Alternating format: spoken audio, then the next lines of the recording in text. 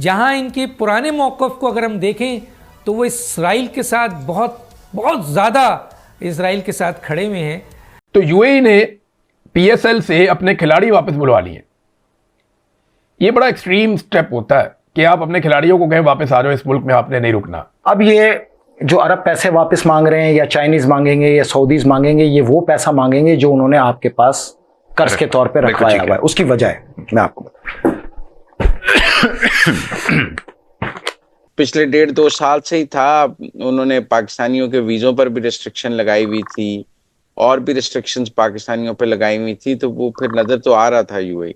लेकिन उसमें ये जो जाते ही वाकया हुआ है, उसके बाद दूसरी तरफ जो यूएई का मामला है उस पर जो नैरेटिव है वो यही है कि यूएई ने हमसे पैसे मांग लिए, हम नाराज हो गए, हम मुंह पे मारेंगे, हम वापस कर रहे हैं। तो पाकिस्तान की गवर्नमेंट को यूएई को अब धमकी लगानी चाहिए अगर ये है तो। तुम जिस पे थूक रहे हो ना पाकिस्तान पे, चाटते हुए आओगे।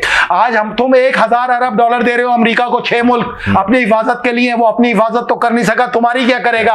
वो तो फिर पाकिस्तानी हुकूमत को आंखें दिखानी पड़ेंगी, उन्हें ये कहना पड़ेगा कि यार आप ये नहीं कर सकते हमारे साथ। क्या हम इसको सऊदी अरब यूएई टेंशन्स में ये ना समझेंगे चूंकि हम सऊदी अरब के साथ हैं लिहाजा यूएई अब पाकिस्तान पे वो ट्रस्ट नहीं करता? नहीं, ये कोई बात नहीं है। सब तैयार हैं अलावा यूएई के।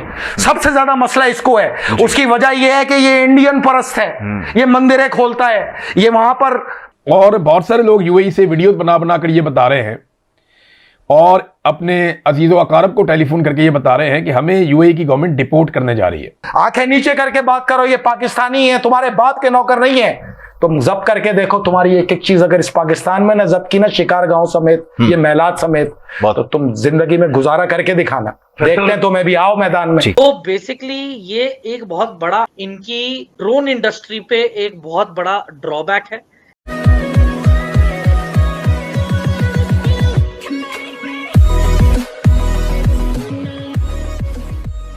नमस्कार दोस्तों, आपको अपडेट मिली होगी कि भाई यूएई ने अपने जो 2 प्लेयर थे जो पीएसएल में पाकिस्तान की जो क्रिकेट लीग है जो उसमें खेल रहे थे उसमें उनको वापस बुला लिया। और मतलब ये साफ साफ चीज़ें दिखा रही है कि यूएई जो है अब नाराज़ है पूरी तरीके से पाकिस्तान से और वो हर किसी चीज़ में अब उसको लात मार के मतलब उसको पनिश कर रहा है। अब यहाँ पर एक पाकिस्तानी मीडिया में एक भाई साहब बैठे हैं और ये भविष्यवाणी कर रहा है कि देखिए आप जो पाकिस्तान पर अभी थूक रहे हो ना, ये चाटते हुए वापस ना आए ना तो अब बताना। मतलब मैंने ऐसे कई सारे पाकिस्तानी देखे हैं जो एक अलग ही सिचुएशन में जीते हैं, अलग ही सिचुएशन में जीते। इसका मतलब कि उनको ऐसा लगता है कि भाई आज नहीं तो कल पूरी दुनिया के अंदर पाकिस्तान छा जाएगा। पिछले दिनों तो मैंने एक ऐसा वीडियो देखा था जिसमें कहा गया था कि भाई 2026-27 तक या फिर 28 तक ऐसा हो जाएगा कि डॉलर के सामने पाकिस्तानी रुपया इक्वल हो जाएगा और हम ऐसे ही अमीर हो जाएंगे। ये जो बंदा है ना, मैं कई दिनों से मैं मीडिया पर देख रहा हूँ और ये अपनी अलग ही कैलकुलेशन चला रहा है। इसी के साथ ही वीडियो शुरू करते हैं। और हाँ दोस्तों, साथ में एक और चीज, हमें सुपर थैंक्स के जरिए मदद करना ना भूलें। 26 नवंबर 2026 को जो रुपए की वैल्यू होगी वो इन सबसे ताकतवर होगी। उसकी वजह ये है कि जब डॉलर खत्म होगा पाकिस्तान का कर्जा ऑटोमेटिक खत्म हो जाएगा, क्योंकि आपने डॉलर में देना है। वो आपसे डॉलर क्यों मांग रहा है? चाइना क्यों मांग रहा है? यूएई क्यों मांग रहा है? सऊदी क्यों मांग रहा है? इसकी वजह है कि उसको पता है कि 2 महीने बाद इस डॉलर ने कचरा होना शुरू हो जाना है। एक झटका आया ना जिस दिन 5% का, अभी डॉलर पे झटका है 1.25% का, जिस दिन 5% पे झटका आएगा लोग इसको डिस्कार्ड करेंगे, जमीनें खोद खोद के निकालेंगे। दुनिया में 190 मुल्कों की करेंसी डॉलर है जी। तो जब ये डिस्कार्ड होने आएगा तो इसका खरीदार कोई नहीं होगा। तो आज मैं फिर एक बार कहता हूं, जितना जल्द से जल्द हो सकता है डॉलर निकाल दो। कल को ये इस लायक भी नहीं रहेगा कि तुम इसको ले सको जी। तो बात यह है कि अरब ममालिक को यही समझा रहे हैं कि भाई आपका असल मसला तो अमेरिकन है जी, आपका असल मसला तो इसराइली है। आप अपनी मैशियत को क्यों तबाह कर रहे हो? आप इनको निकाल के बाहर फेंको, आप अपना दिफा पाकिस्तान को दो। देखो एफआरए रिसर्च सेल ने 2024 में बताया था कि हम अमेरिकन को निकाल के बाहर फेंकेंगे मशरिक वस्ता से और ये 6 मुल्कों का निजाम पाकिस्तान संभालेगा। तो हम अपनी रिसर्च पे काम कर रहे हैं, हम ये दिमाग बना रहे हैं कि तुम्हें अगर महफूज रहना है और तुम ये गारंटी चाहते हो कि तुम्हारे पे एक गोली भी ना आए ईरान से, तो उसके लिए लाजिम है तुम अपना दिफा पाकिस्तान को दे दो, जिसमें कोई इसराइली ना हो, जिसमें कोई अमेरिकन ना हो। क्योंकि जब ये होंगे तो तुम वो काम नहीं कर पाओगे, सारे इल्जाम तुम्हारे ऊपर आएंगे पाकिस्तान में कश्तो खून हो जाएगा। तो पाकिस्तानी फौज को जब तुम ये निजाम सारा दे दोगे, जिसके बारे में हमें यकीन है कि जब तक ये मौजूद है ना ईरान के खिलाफ ना इस्लामी मुल्कों के खिलाफ कोई काम हो सकता है, तो इस अमल को जल्द से जल्द करो, और अगर नहीं करते हो तो बेफिक्र रहो। ये तुमसे वादा है कि इस रिसर्च के अंदर तुम्हें ऐसा फंसाया है कि तुम जिस पे थूक रहे हो ना पाकिस्तान पे चाटते हुए आओगे। आज तुम 1000 अरब डॉलर दे रहे हो अमेरिका को, 6 मुल्क अपनी हिफाजत के लिए, वो अपनी हिफाजत तो कर नहीं सका, तुम्हारी क्या करेगा। अब धंधा होगा 90% पाकिस्तानी जब तक नहीं मानेंगे यहां से कोई नहीं जाएगा, और हम एक ही सूरत में मानेंगे, 300 अरब डॉलर के ऊपर सालाना ये दिवा हमें दो जी। और अगर तुम मई के बाद आए तो 500 अरब डॉलर वसूल करेंगे साल का, और नाक से लकीरें भी निकलवाएंगे। इसलिए अपनी औकात के मुताबिक जल्द से जल्द आ जाओ, सब तैयार हैं अलावा यूएई के। सबसे ज्यादा मसला इसको है, उसकी वजह यह है कि ये इंडियन परस्त है, ये मंदिरें खोलता है, ये वहां पर इस्लाम के खिलाफ बाकायदा काम करता है। ईरान के खिलाफ पूरे पूरे अड्डे इसने मोसाद को दिए हुए जो वहां होटल्स में मौजूद है। अभी तक तो कोई अरब नहीं मरा। शोर किस चीज का है, वलवला किस चीज का है, और धमकी नहीं देना पाकिस्तान की जायदाद जब्त कर लोगे। तुम एक करके दिखाओ, 90% पाकिस्तानी जितना तुमने धंधा पाकिस्तान में खोल रखा है, एक एक चीज को जब्त करेंगे। तुम आज तक पीआईए के तमाम रूट इस्तेमाल करते रहे, क्या दिया तुमने? हमारी स्पेस इस्तेमाल की, क्या दिया तुमने? तमाम जितने भी यहां पे इदारे निजकारी हुए तुमने लिए, तुमने यहां चोरी चकारी बचाई। तुमने पीटीसीएल के आज तक 800 मिलियन डॉलर नहीं दिए। यूनिवर्सल सपोर्ट फंड, मैं इस वक्त सेनेटर, तमाम रिपोर्टें ऑन रिकॉर्ड हैं, तुम्हारे खिलाफ 17 साल से खड़ा हूं, तुम्हारी लूट मार के खिलाफ। जितना तुमने पाकिस्तान को लूटा है, तुम्हारे हलक में हाथ डाल के निकालेंगे। अपनी औकात को कम करो, आंखें नीचे करके बात करो। ये पाकिस्तानी है, तुम्हारे बाप के नौकर नहीं है। तुम जब्त करके देखो, तुम्हारी एक एक चीज अगर इस पाकिस्तान में ना जब्त की ना, शिकार गांव समेत, ये मेलाद समेत, तो तुम जिंदगी में गुजारा करके दिखाना। देखते हैं तुम्हें भी, आओ मैदान में। लेकिन खबर यह दी गई कि यूएई ने पाकिस्तान सुपर लीग से अपने खिलाड़ी वापस बुला लिए हैं, और बहुत सारे लोग यूएई से वीडियो बना बना कर ये बता रहे हैं, और अपने अजीज़ो अकारब को टेलीफोन करके ये बता रहे हैं कि हमें यूएई की गवर्नमेंट डिपोर्ट करने जा रही है। पाकिस्तानियों की एक बड़ी तादाद को यूएई डिपोर्ट करने का भी इरादा रखता है। इसको एक प्रेशर टूल के तौर पे इस्तेमाल किया जाता है कि आपके लोग हमारे मुल्क में रहते हैं, हम इन्हें यहां से निकाल देंगे। तो अब देखते ही है कि यूएई कितने लोगों को निकाल सकता है। पाकिस्तानियों का बेशुमार पैसा, बहुत सारी जायदादें, बहुत सारा कुछ है यूएई के अंदर। तो पाकिस्तान की गवर्नमेंट को यूएई को अब धमकी लगानी चाहिए, अगर ये है तो। देखें ना, अगर तो पाकिस्तानियों का मालो दौलत वो छीन लें, पाकिस्तानियों की सारी चीजें वो अपने कंट्रोल में कर लें, कि वो बादशाह है वहां पे, और पाकिस्तानियों को निकलो यहां से, तो भाई पाकिस्तानियों ने जो वहां बेशुमार पैसा लगाया हुआ है वो रिकवर कैसे होगा? वो तो फिर पाकिस्तानी हुकूमत को आंखें दिखानी पड़ेंगी। उन्हें ये कहना पड़ेगा कि यार आप ये नहीं कर सकते हमारे साथ। हमारे लोग पाकिस्तान से पैसा ले जाकर वहां लगा चुके हैं, बेशुमार इन्वेस्टमेंट यूएई के अंदर हुई है, लोगों ने वहीं पे कमा कमा के वहां प्रॉपर्टीज बनाई है, कारोबार बनाए। आप रातों रात सारा कुछ बंद नहीं कर सकते, ये तो बदमाशी है। अगर बदमाशी पाकिस्तानियों के साथ होगी तो पाकिस्तानी टैक्स तो पाकिस्तान की गवर्नमेंट को देते हैं ना, उन्होंने खुद तो नहीं लड़ना, पाकिस्तानी हुकूमत ने मुकाबला करना है। तो पाकिस्तानी हुकूमत जो है उसको अब कोई इसके ऊपर स्टेप लेना पड़ेगा। ये मामला यहां तक गया कैसे, देखें थोड़े दिन पहले की मैं आपको एक वीडियो है वो दिखाता हूं। ये मैंने निकाली इस मौके के लिए वीडियो, ये वीडियो है जी। यूएई के प्रेसिडेंट फील्ड मार्शल साहब की बेटी की शादी में, जो कि आज रात है, उसमें शिरकत के लिए ठीक, और वहीं पे वो हमारा जो पुराना एयरपोर्ट था रावलपिंडी में, जो कि अभी एयरफोर्स के पास है, वहां वो लैंड करेंगे और वहां से सीधा army house wedding ceremony attend करेंगे। बेसिक वो इस काम के लिए आ रहे हैं। तो नादरीन, ये मोहसिन बेग साहब है, ये army chief field marshal Asim Munir के दोस्त के तौर पे इनको पहचानते हैं लोग, सहाफ़ी भी है। और जब आर्मी चीफ बने थे तो इनके साथ एक बड़ी बेतकल्लुफ़ किस्म की फ़ोटो भी आसिम मुनीर की आई थी। अब ये देखें ना, कितने फ़ख्र से कह रहे हैं बड़े ज़ाती नौयत के ताल्लुकात हैं। अब आसिम मुनीर के ज़ाती नौयत के ताल्लुकात हैं यूएई के बादशाह के साथ, और वो बेटी की शादी में आ रहे हैं, तो इससे पाकिस्तान को क्या मिला? वो तो कह रहे हैं पैसे वापस करो। देखें, यहाँ ममालिक अपने अपने मफादात देखते हैं। पाकिस्तान के जर्नैल हमेशा अपना ज़ाती फ़ायदा देखते हैं, वो पाकिस्तान का फ़ायदा नहीं देखते। आज भी अगर पाकिस्तानी रुकावट ना डालते तो पाकिस्तानी फ़ौज जो है वो ईरान के साथ भी भिड़ जाती है। वो लड़ पड़ते ईरान के साथ अरबों के लिए, जहां से पैसा मिलता, डॉलर मिलता, फायदा मिलता है, ये वहां चले जाते। डॉक्टर साहब, पहली बात तो आपसे ये करनी है कि बांग्लादेश के जो फॉरेन मिनिस्टर हैं वो इंडिया आके बैठ गए हैं 4 दिन के लिए तकरीबन, और कहा जा रहा है कि वो अजीत डोवल से मिलेंगे, जयशंकर से मिलेंगे, और पानी के ऊपर बात करेंगे, एनर्जी कोऑपरेशन के ऊपर बात करेंगे। बहुत सारे लोगों का कहना यह है कि ये जो गवर्नमेंट है ये बड़ी कमजोर है और डर के आके बैठ गए हैं, मतलब वो इंडिया के अंदर। तो ये क्या सिचुएशन दोनों साइड पे है? देखिए, India has border disputes with every country, लेकिन शेख हसीना के दौर में बांग्लादेश के साथ सारे बॉर्डर डिस्प्यूट्स रिजॉल्व हो गए। सो वो एक इंडिया बांग्लादेश की फॉरेन पॉलिसी या फॉरेन रिलेशंस का एक बहुत बड़ा अचीवमेंट है कि they do not have any more border disagreements. अब जो डिस्प्यूट्स है it is over water sharing के ऊपर। तो मुझे लगता है कि बांग्लादेश की सरकार आ रही है, कोशिश कर रही है to normalize relations with India, जिस तरह से मालदीव्स ने किया था। एक चीज़ ये हुई है पिछले चंद दिनों में, अगर आप देखें टाइम्स ऑफ इंडिया वगैरह में आर्टिकल्स छपे हैं इसको लेकर कि इंडिया ने इस ऑयल क्राइसिस में श्रीलंका, मालदीव्स और बांग्लादेश की मदद की है। मालदीव्स को क्या किया that I could not find, लेकिन बांग्लादेश और श्रीलंका को तेल जरूर दिया है इंडिया ने। तो ऐसी सूरत में जहाँ इंडिया में भी डिमांड बढ़ सकता है, India has help them, so it is a very big thing कि बांग्लादेश की ऑयल क्राइसिस को इंडिया ने थोड़ा बहुत संभाला है, and the same with Sri Lanka. तो व्हाट इज हैपनिंग इज कि चाइना ने जो बहुत ज़्यादा पैसे दे दिए शुरू में, अब वो कंटिन्यू नहीं कर सक रहा। तो इंस्टेड ऑफ सेइंग कि आप एक ही वक्फे में $10 देने के बजाय अगर धीरे धीरे एक डॉलर देते रहे रोज, तो आप you have more influence on A daily basis. तो चाइना आप देख रहा है इनको, अरे मैं तो तुमको इतने बिलियन दे के बैठा हुआ हूँ कुछ हो नहीं रहा है, and I am not getting anything back, उस मोड में आ गया है China. And India is we need to get them back वाले मोड में, we have to win them back. China ने उन पर बहुत इन्फ्लुएंस कर दिया, we need to win them back. And I think they, जब भी ये मुल्कों में क्राइसिस आती है, फॉर एग्जांपल पिछले साल अक्टूबर नवंबर में श्रीलंका में एक बहुत बड़ा वो आया था, टाइफून वगैरह, हरिकेन। तो चाइना से ज्यादा मदद इंडिया ने की, $450 मिलियन दिए फौरन, इमीडिएटली इंडिया ने मदद की, and India was right there helping, and India helped more than China. तो इंडिया का ये जो neighbourhood first policy has been stepping up, और ये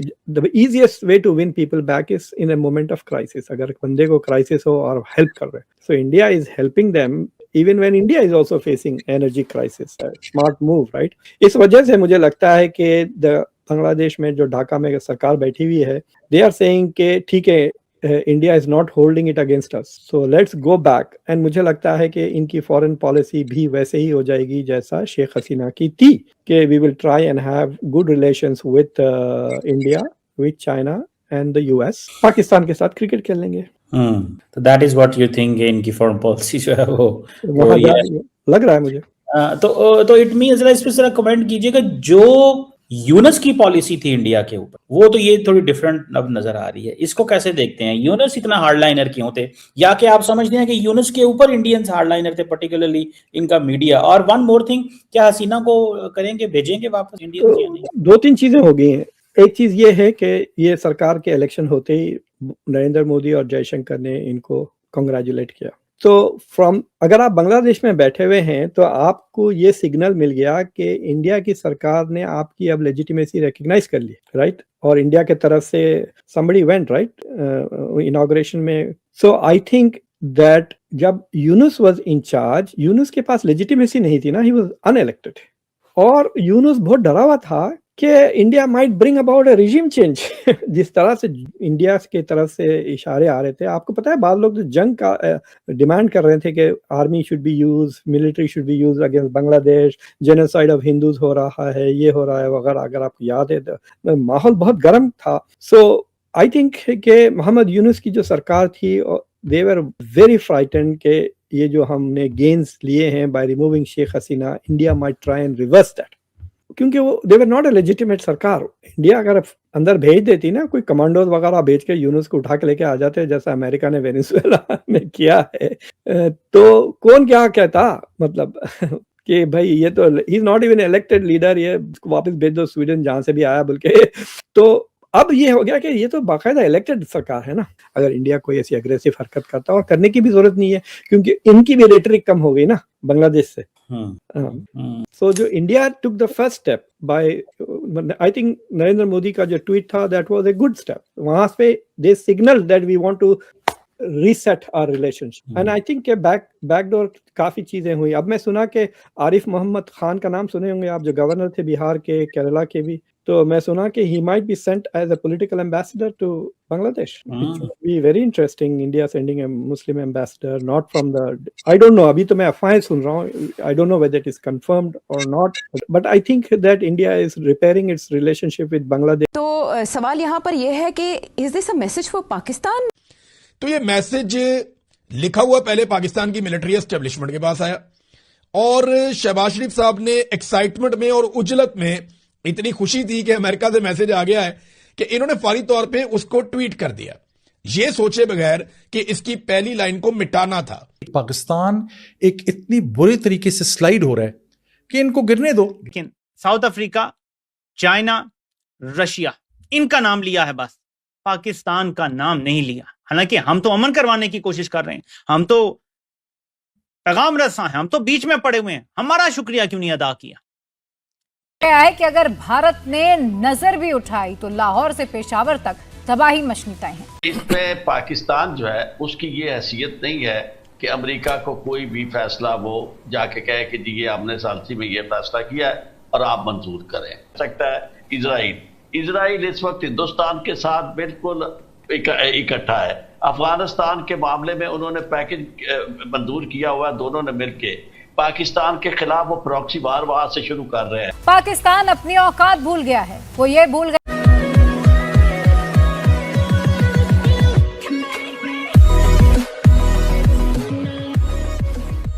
नमस्कार दोस्तों, पाकिस्तानी मीडिया में डिस्कस ये हो रहा है कि भाई पाकिस्तान की इतनी हैसियत नहीं है कि वो दुनिया के सामने ऐसा बोले अमेरिका को, भाई अब देखिए अब सीज़ फायर कर लीजिए। और अगर मान लीजिए कि ऐसा कुछ कहा भी हो तो ईरान जो है वो एक आध मिसाइल पाकिस्तान पर भी भेज सकता है। ये इसलिए डिस्कशन हो रहा है क्योंकि ये पूरी की पूरी जो चीज़ है वो स्क्रिप्टेड है और इसी को लेकर यहाँ पर बात हो रही है कि जब ये सारी चीज़ें स्क्रिप्टेड है तो हम एक स्क्रिप्ट का एक सिर्फ पार्ट है। और इसका मतलब ये है कि यूएस जो है वो अपने पत्ते खेल रहा है और उसमें पाकिस्तान को उसने इंक्लूड किया है। अब पता नहीं यूएस की उसके पीछे कौन सी गेम होगी, क्या हो सकता है क्या नहीं हो सकता, वो चीज़ें अलग है।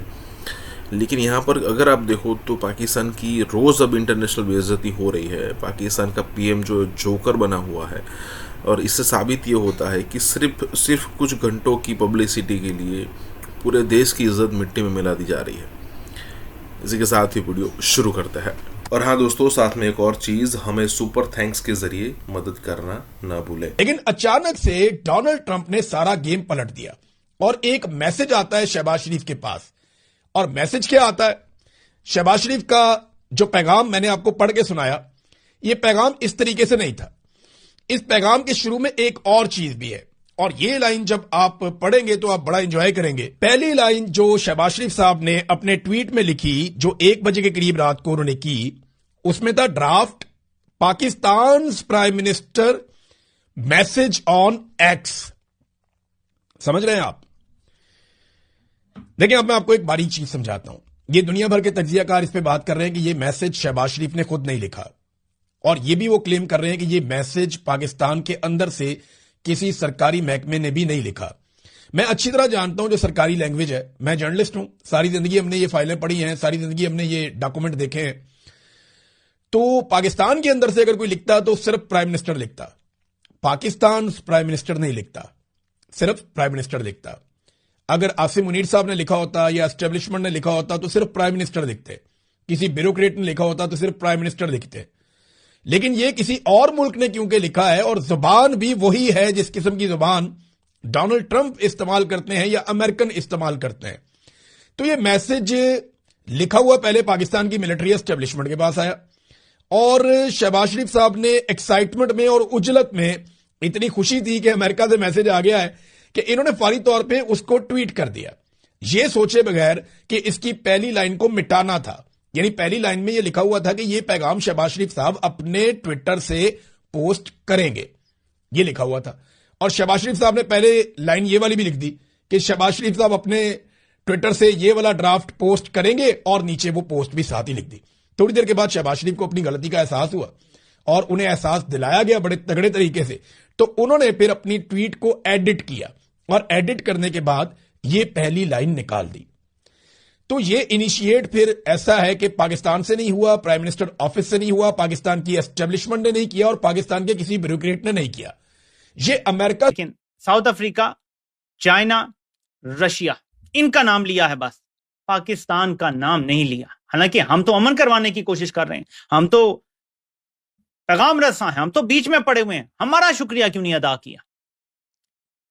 थोड़ा सा सब्र करें, आपको मजीद कुछ बताता हूं। एन उस दौरान जब सो कॉल्ड हमें खबरें दी गई कि पाकिस्तान मुज़ाकरात करवा रहा है ईरान के इन 8 मकामात पे जो ब्रिज है ना, जो पुल हैं, ये सब आपको सैटेलाइट इमेजेस भी साथ छोटे छोटे नजर आ रहे हैं, ये इसराइल ने तबाह बर्बाद कर दिए हैं ईरान के। ये अहम तरीन 8 ब्रिज थे, 8 पुल थे जो मुख्तलिफ इलाकों को जोड़ते थे आपस में, इनको तबाह बर्बाद कर दिया है इसराइल ने, जिस दौरान हम सो कॉल्ड मुज़ाकरात करवा रहे थे। हम अगर इतनी गारंटी नहीं दे सकते कि जब हम मुज़ाकरात करा रहे हैं हमला नहीं होगा, हम 2 हफ्ते का कैसे कह सकते हैं कि जंग बंदी कर दो, अपना हरमज खोल दो तो हम आगे कंट्रोल कर लेंगे? तुम कर सकते हो अमेरिका को कंट्रोल, तुम कर सकते हो नेतन्याहू को कंट्रोल, औकात है नहीं, बातें बड़ी बड़ी। ये रिक्वेस्ट अगर रूस से आती, चीन से आती जी कि हम ये कह रहे हैं, चलें जी सऊदी अरब से आ जाती, कतर से आ जाती, पाकिस्तान कैसे गारंटी दे सकता है कि हम तो यार अर्दली हैं आगे, हम तो ट्रंप हमारे सर पे हाथ रखता है, कभी उठ के कहता है शहबाज शरीफ को उठ जरा, जैसे मेरी तारीफ की थी बंद कमरों में वैसे करके दिखा। वो तो बच्चा जमूरा घूम जा वो घूम जाता है, वो कहता है बच्चा जमूरा झूम जा वो झूम जाता है। और तुम कैसे कह सकते हो कि 2 हफ्ते का आप हमें टाइम दे दें, हम सब ठीक कर देंगे? तो ये पता चलता है कि सिर्फ ट्रंप की खिदमत कर रहे हैं और ईरान को बहुत बड़ा धोखा हुआ है इस वजह से।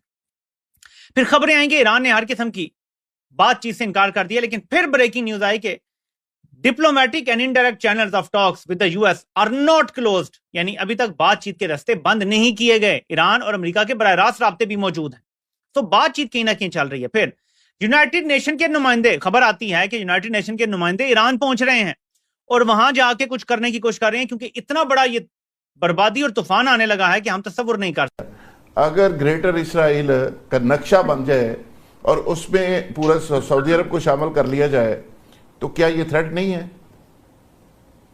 जुल्फ़िकार रात साहब, एक बात बड़ी इंपॉर्टेंट है और वो ये है कि पाकिस्तान का ये कहना के बारे में ये कहना कि ये सालसी का किरदार अदा कर रहा था, ये मैं इससे एग्री इसलिए नहीं करता कि सालिस किसी ऐसे शख्स को बनाया जाता है जो ताकतवर हो और वो फैसले पे अमल दरामद करा सके, दोनों फ्रीकों के ऊपर असर रखता हो बड़ा। अच्छा, इसमें पाकिस्तान जो है उसकी ये हैसियत नहीं है कि अमेरिका को कोई भी फैसला वो जाके कहे कि जी ये हमने सालसी में ये फैसला किया है और आप मंजूर करें। और दूसरी बात ये कि ये मैसेंजर का इनका हो सकता है रोल, और मैसेंजर का रोल था कि जी आपने मैसेज, और मैसेज किसका कैरी कर रहे हैं?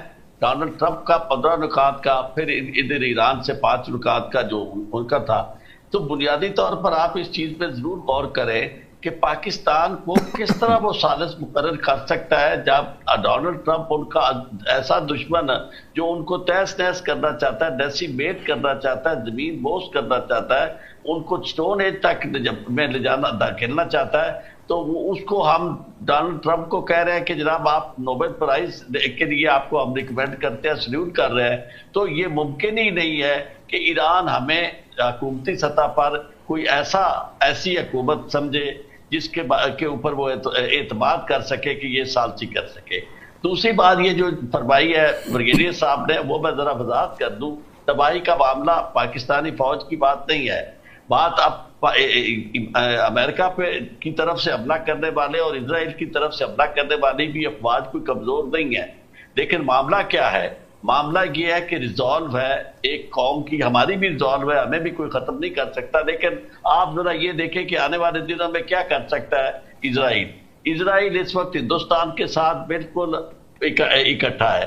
अफगानिस्तान के मामले में उन्होंने पैकेज मंजूर किया हुआ है, दोनों ने मिलकर पाकिस्तान के खिलाफ वो प्रॉक्सी वार वहां से शुरू कर रहे हैं। अब हमारी ईरान के साथ अगर लड़ाई किसी न तौर पर भी कोई शुरू हो जाती है तो बलूचिस्तान, आप अंदाजा कर सकते हैं कि बलूचिस्तान में ईरान के खिलाफ यानी हमारा थोड़ा सा रवैया जो है वो इजराइल को ये ताकत हवा दे सकता है कि वो बलूचिस्तान में अलहदगी की तहरीक को ऑलरेडी वो सपोर्ट कर रहा है, वो सपोर्ट करे।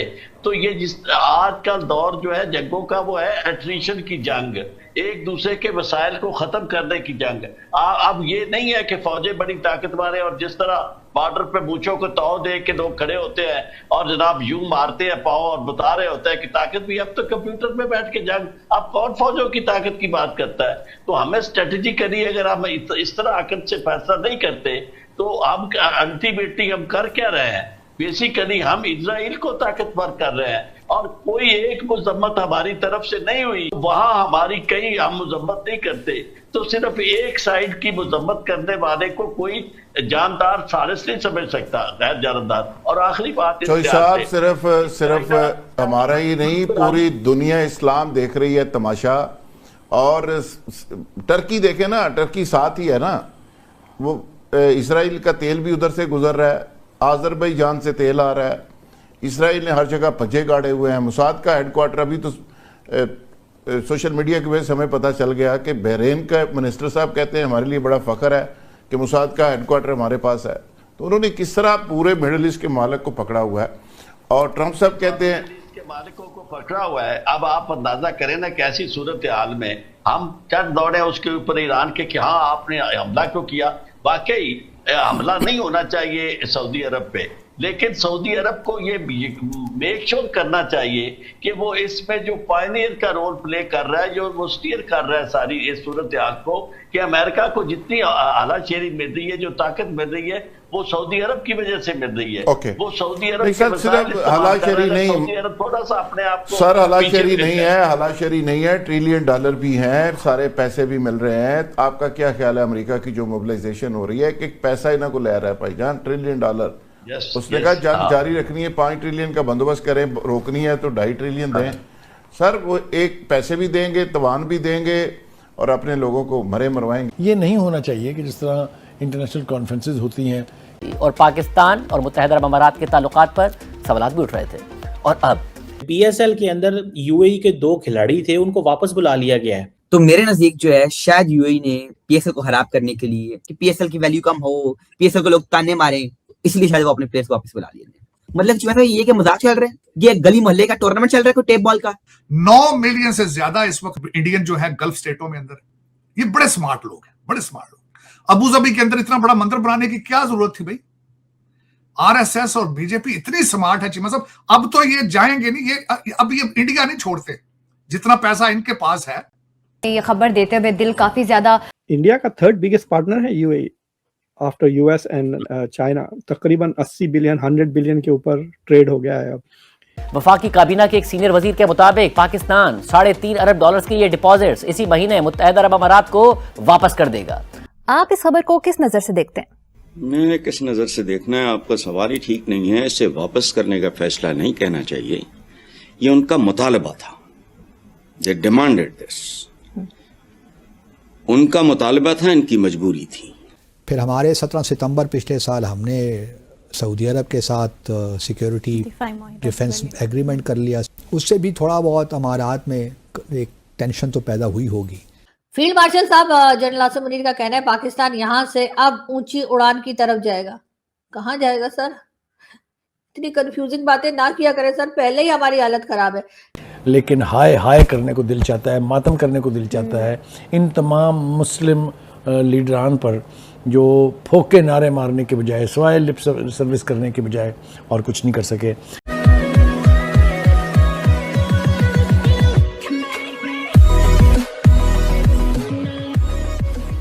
नमस्कार दोस्तों, अब ये जो UAE के खिलाफ सारी सिचुएशन हो रही है पाकिस्तान की, तो अब मतलब UAE को गालियां दी जा रही है। क्यों किस लिए? इसीलिए क्योंकि अब UAE ने पैसा वापस मांग लिया। अब क्यों पैसा वापस मांग लिया उसने? क्योंकि UAE देख रहा है कि भी पाकिस्तान को हम इतनी मदद करते हैं, जब उनको एक डिपॉजिट की ज़रूरत थी तो $2 से $3 बिलियन दिए गए just to deposit in bank, के भाई आप दिखा सको दुनिया को कि भी हमारे पास पैसा है वगैरह वगैरह, उस टाइप की बात। ये सारी चीज़ें होते हुए भी पाकिस्तान जो है वो सऊदी के साइड ले रहा है।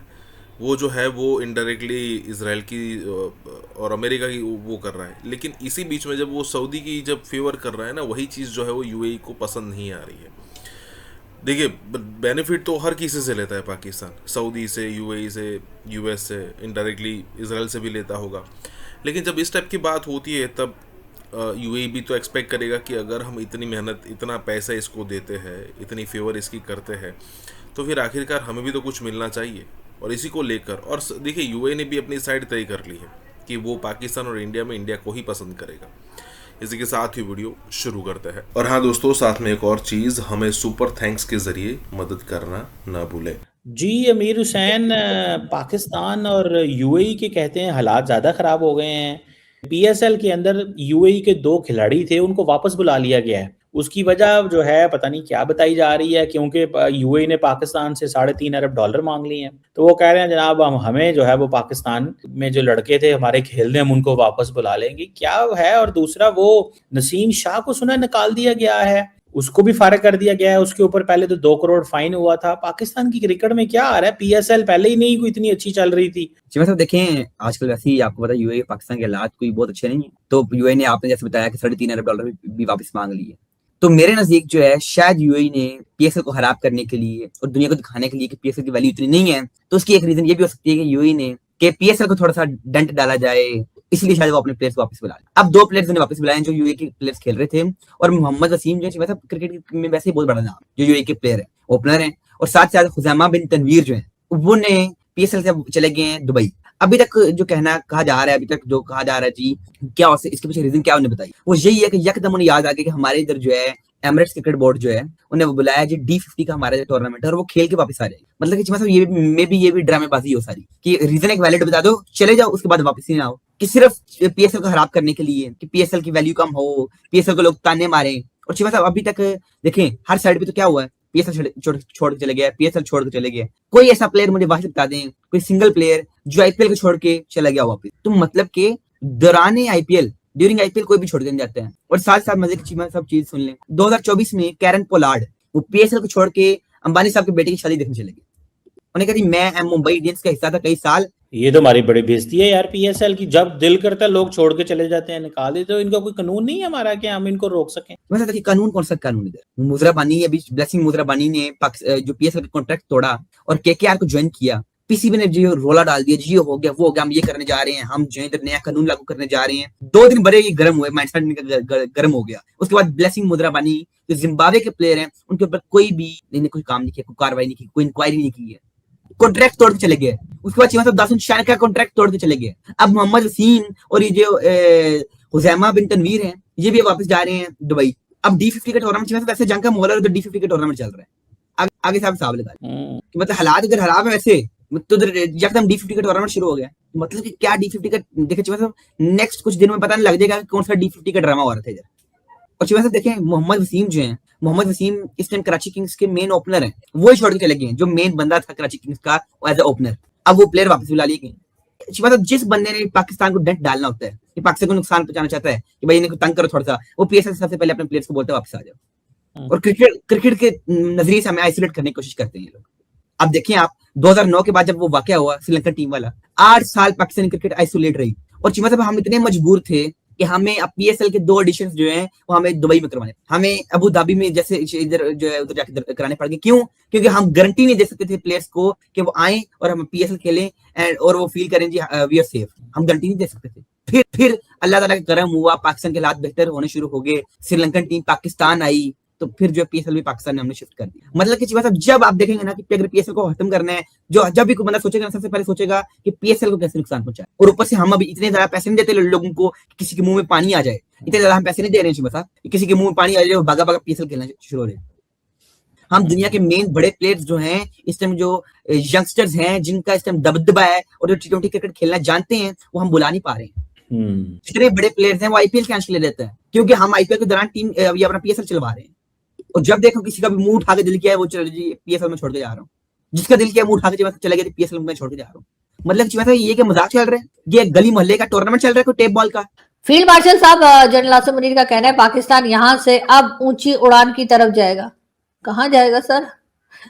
इतनी कंफ्यूजिंग बातें ना किया करें सर, पहले ही हमारी हालत खराब है, पहले ही लोगों की बैंड बजी हुई है, अब हमें और कौन सी जगह पर आप ले जाने वाले ये बता दीजिए। मतलब ये कि अफगानिस्तान हमसे लड़ रहा है, भारत हमें कह रहा है कि हम आके बहुत मार लगाएंगे और अगर आपके यहाँ जो है वो ऑपरेशन सिंदूर 2 हो जाएगा, 3 हो जाएगा, पता नहीं क्या हो जाएगा। उधर से ईरान के साथ हम बार बार बात करके ईरान को यकीन दिला रहे हैं कि हम तो आपके साथ हैं और जैसे ट्रम्प को भी हम कह रहे हैं हम आपके साथ हैं, इसलिए कि बात सारी फिर वही आ जाती है कि अगर हम अमेरिका को ये नहीं कहेंगे कि हम आपके साथ हैं तो वो हमारा पैसा बंद कर देगा। और अगर हमने ईरान से कहा कि हम आपके साथ नहीं है, तो आपको पता है कि ईरान ने तो गल्फ कंट्रीज का ऐसा तैसी कर दी, तो हम किस खेत की मूली गाजर।